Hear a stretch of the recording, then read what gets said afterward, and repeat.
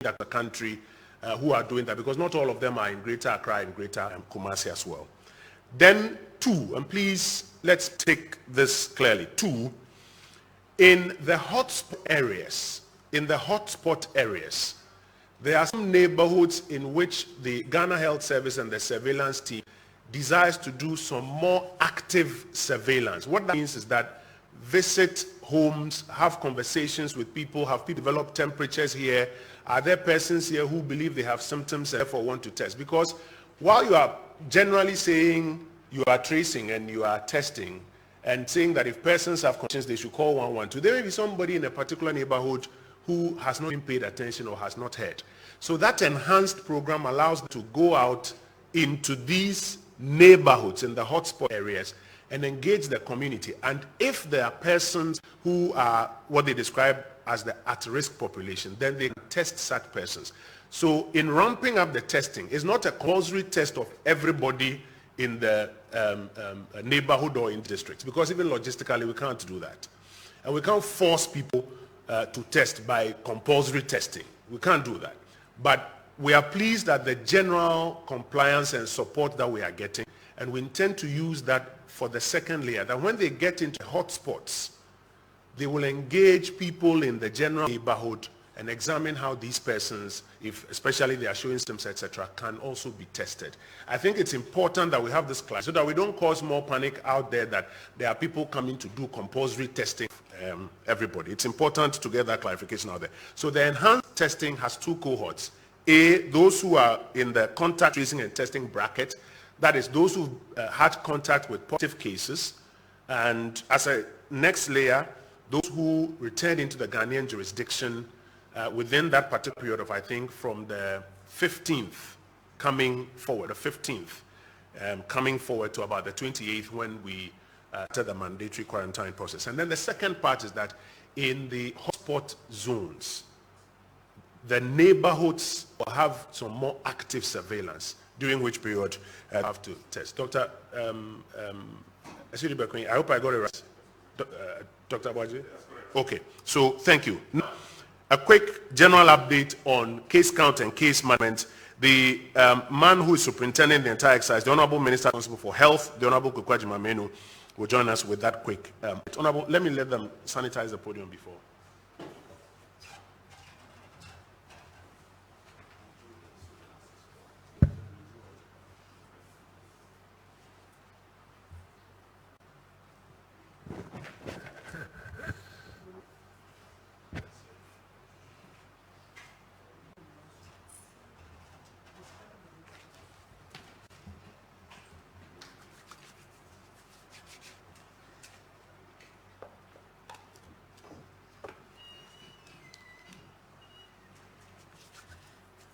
Morning, ladies and gentlemen, honorable ministers.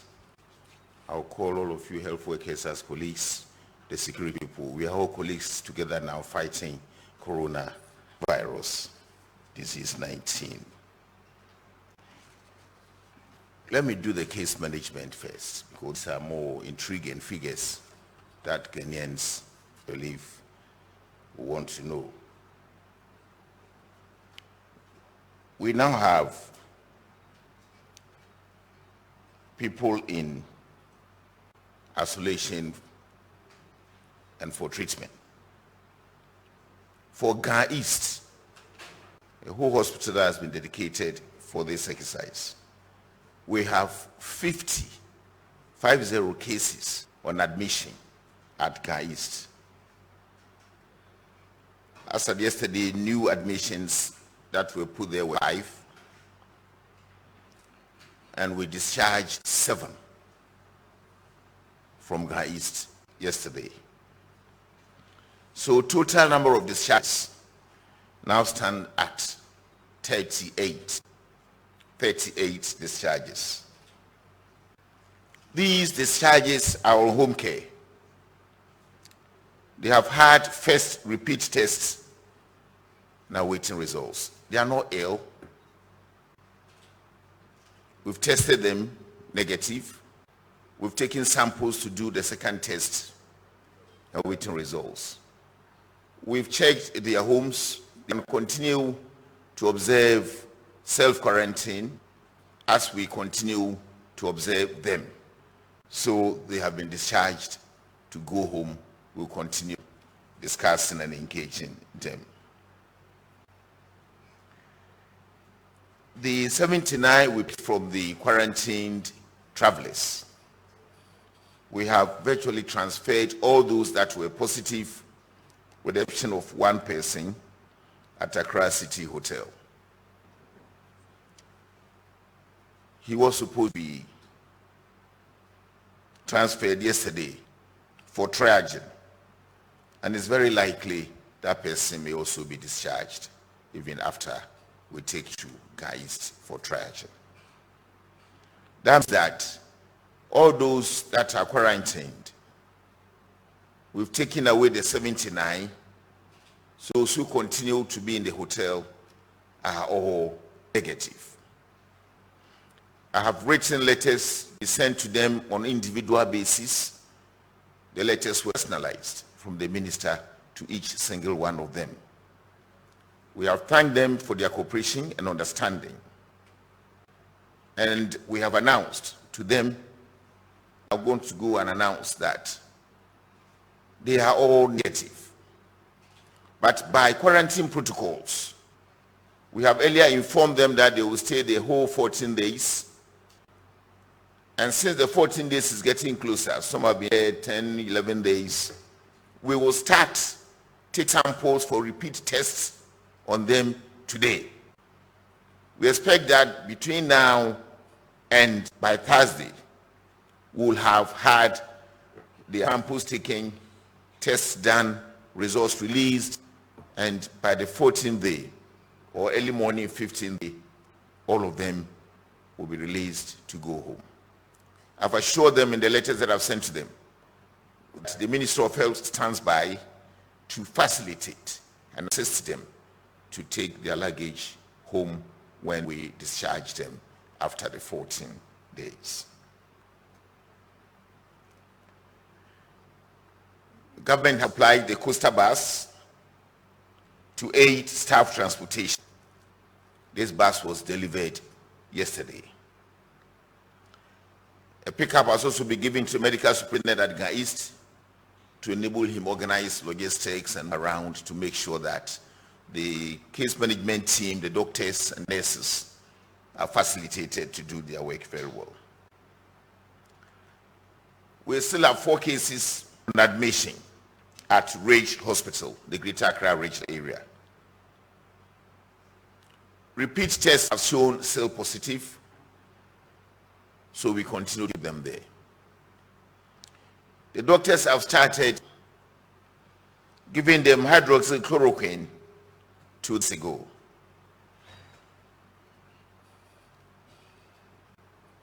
We've started reviewing their situation. Anytime we get negative repeat tests, they also will be discharged.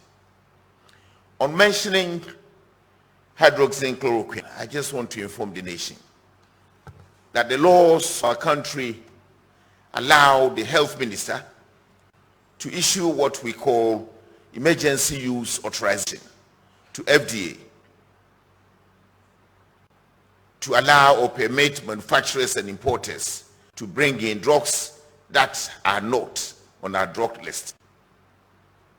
That exercise has been done, issued authorization, and FDA has, on that note, permitted some manufacturers in country to bring in the active pharmaceutical ingredients, APIs, or even import if they can source from outside to augment the stocks we have in country. At the moment, we have enough stocks to take care of all the people we have on admission. 37 Military Hospital, we still have 1 case.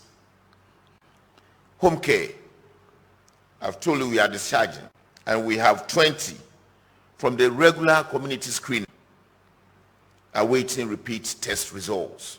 So when you are diagnosed positive and they start treating you and looking very well, to be sure, we continue to do repeat tests to begin to show negative, then we stop observing. But for now, those in home care are being observed. Doctors are talking to them They are visiting them to make sure that they are taking their prescriptions. The number of cases on home care in Accra are now up to 58. The 38 discharged and the 20 that have been discharged earlier. There are 2 patients who may release who have tested negative on 2 consecutive occasions also in Accra. Kumasi, there is no case on admission at the moment. The only case we had, they opted for home care and the doctors have allowed that. So he's also in home care. Konfanochi Teaching Hospital. There's a case on admission. Repeat tests showed negative. But later, I think on the test, it showed positive. I've put that person on hydroxychloroquine. We are waiting results for repeat tests. Obuasi. The first case, there are 2 cases. For the first case, we are doing repeat tests and it's showing negative. The second repeat test, again negative. So the doctors seem to have accepted that the person is old now. For the second case, who was also in contact with the first case, tested positive. 12 contacts have been identified along that line, and they are in self-quarantine at the moment, also in Obuasi. Obuasi has 2 home care cases. One has been put on hydroxychloroquine. While there is 1 case, again home care. There's 1 contact with that person, and we are waiting test results. Tamale, there are 10 cases. We start treatment today. The Interior Minister is working with the Foreign Minister to try to see if these people can be taken back to their countries, their authorities. But that process diplomatically has not been completed. And they are under order from the President to let them get back to their country. They entered our country illegally when borders had been closed. And so if you are found, definitely you have broken laws and you have to be taken back to your country. UGMC, University of Ghana Medical Center, that is ready for use. Training has been completed. There are 14 beds for holding area and 14 beds for treatment. 5 ICU beds are also ready. So we have UMC dedicated again some part of the facility to put in patients. Bank of Ghana Hospital.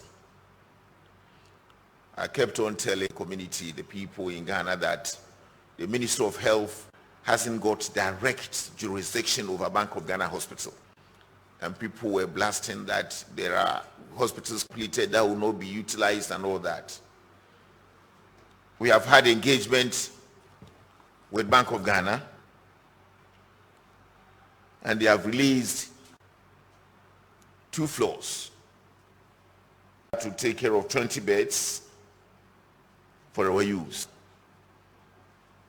Because the facility doesn't belong to the Ministry of Health, Bank of Ghana has agreed that their own people and some VIP personnel will be allowed there. So in case we get some of you here, VIP people, we are likely to take you to Bank of Ghana Hospital. Why are you laughing? You are all VIP people. In material, okay. So I'll call the fact that we are ready to take people in and make sure they are getting well. We are also arranging to disinfect areas that we quarantine people, and when we evacuate and the places become empty, we have made arrangements for disinfection to be done before we hand over the facility to the owners. Let me now move away from case management to look at why we have been asked to stay home. So the surveillance report for this morning. We have recorded 195 cases with 5 deaths. The number of against reporting cases remain 5. Greater Accra, Ashanti, Northern, and Upper West. The Greater Accra region has the most cases, 174, followed by the Northern region, 10. The region has 9, Upper West region 1, and Eastern region 1. Most reported cases now are from routine enhanced surveillance activities. Cases from travelers under mandatory quarantine remain 89. That means that we have taken all their samples, we have got those positive and those negative are still in hotels observing the mandatory 14-day quarantine period.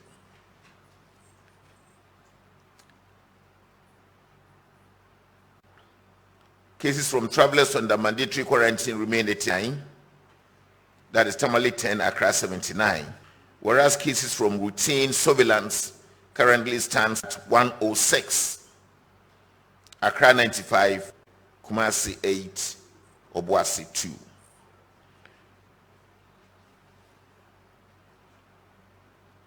As at 08 hours this morning, I'll summarize it in a tabular form. General surveillance 106, travelers undergoing mandatory quarantine 79 positive in Accra and in Mali 10.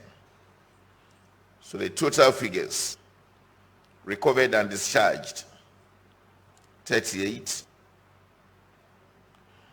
discharged home management 49, those in treatment facilities 138, dead 5, so we have total reported cases 195. Let me go over again because it's very important the type of explanation my colleague and younger brother Kweju tried to explain. I will stress there is no policy asset for compulsory mass testing that people are just parading and trading in on social media. If anybody amongst those managing COVID-19 team had gone on there anywhere or even on social media and has said that we are doing mass testing in some communities, please, this should be corrected now. It's correct that we have teams that are working now in Accra and in Kumasi for what we call contact tracing. It's like those who have been tested positive. They had contacts with people. Those who traveled in country before the quarantine are already in communities. We have got a tall list of them with their contacts, telephone numbers. And from the database that we have, almost all of them are in Accra and Kumasi with isolated cases across the country. These are the people we are trying to reach. And when we get to them, each of them, we will try to take samples from that person and transport for tests. But if we meet one of such people and he's living with a wife and children, maybe in a very good self-contained 2-bedroom or 3-bedroom house. They are also contacts. So there's a need to try to test the very immediate contacts that he has come in with. If he's living in a compound house, the tracers will ask them questions. So those in the compound house who have had contact with that person definitely have contact, and they will also be tested. That does not mean that if you come and you are living in NT49, and all the people in NT49, about 5, your family people, have tested, and that person and none of them had gone to NT48, we are not going to test anybody in NT48. This is the explanation. So the contacts will continue from contact to contact. But if you have not had any contact and they don't have evidence to suspect you, there will not be any sample taken from you. And that is not mass testing or compulsory testing. So we are only checking on contacts. So far we have deployed several teams in Accra and Kumasi. They are working now. And people that are being contacted are cooperating very, very, very well. And we believe if you are able to do this exercise successfully, the chain that we want to take will get broken and we will have no challenges in our country. That is the exercise we have mounted. The necessary materials and logistics that these teams need being given. They are going around with security officials and immigration people and disease control officers, the district epidemiologists, the field officers. They are all part of the teams that are moving.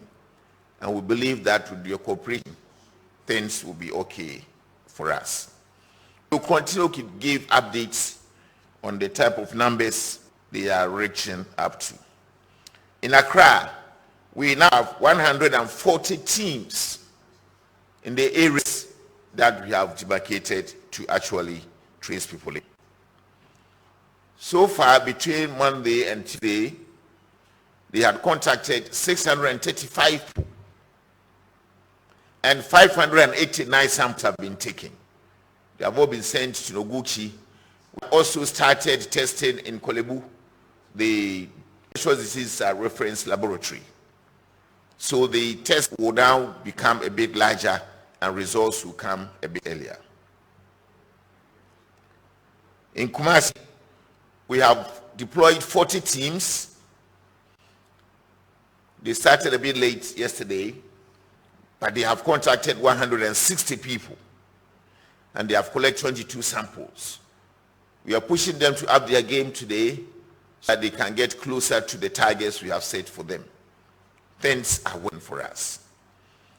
The good news is that some people are being contacted on telephone to try to find their locations, and they are also cooperating.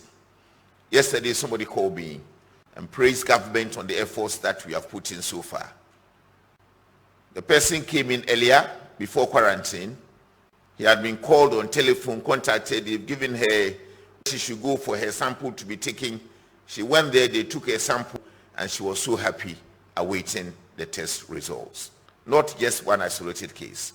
So the contacts, the physical one-on-one, can be on telephone, but we request that Ghanaians should cooperate with us, and we believe we can break the chain and succeed in the efforts that we are making. The president is so solidly behind us.